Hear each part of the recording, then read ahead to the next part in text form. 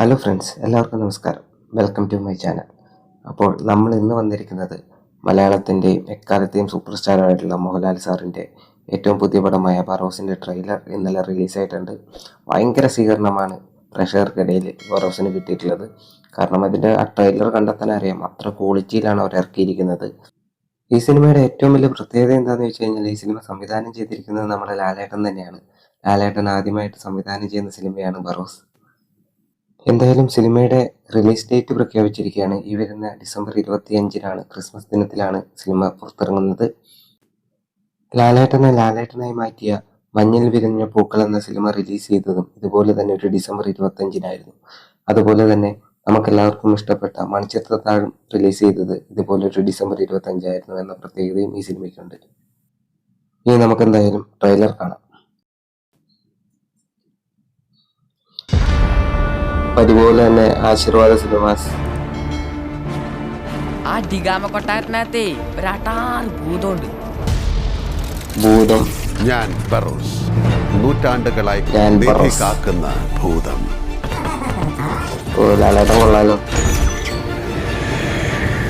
Editing ഒരു രക്ഷയില്ല കേട്ടോ. ഇസബെല്ല. ഇത് എഡിറ്റിംഗ് എന്ന് പറയുന്നത് ആസ്പെക്ട് റേഷ്യോന്റെ പുറത്ത് ഇങ്ങനെ കൊണ്ടുവന്നിട്ടുള്ള എഡിറ്റിംഗ് കേട്ടോ. ട്രെയിലറിൽ തന്നെ അങ്ങനെ കൊണ്ടുവന്നിട്ടുണ്ട്, ഒരു 3D ഫീലിങ്സ് കിട്ടാൻ വേണ്ടി.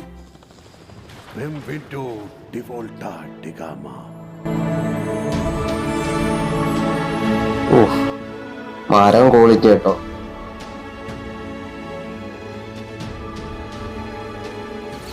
ട്രെയിലറിൽ തന്നെ ഇങ്ങനെ ആസ്പെക്ട് റേഷ്യോന്റെ പുറത്തേക്ക് കൊണ്ടുവന്ന ആൾക്കാരെ പ്ലേസ് ചെയ്യുന്നതുകൊണ്ട് കാണാൻ നേരത്തെ ഒരു വെറൈറ്റി ഫീലിംഗ് തോന്നുന്നുണ്ട്. തൂവുന്ന കണ്ണുനീരിലും മഹത്തായ ഒരു നിധി ഈ ലോകത്തില്ല മോളെ.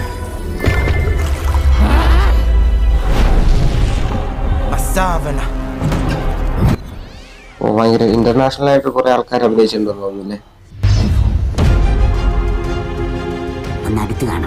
ഒരു ബോളിവുഡ് ക്വാളിറ്റി ഫീൽ ചെയ്യുന്നുണ്ട് പടം കണ്ടിട്ട്, ട്രെയിലർ കണ്ടിട്ട് തന്നെ.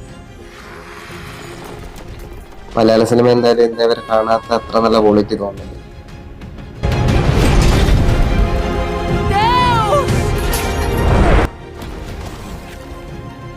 മമ്മിയൊക്കെ കാണിക്കുന്നുണ്ടല്ലോ.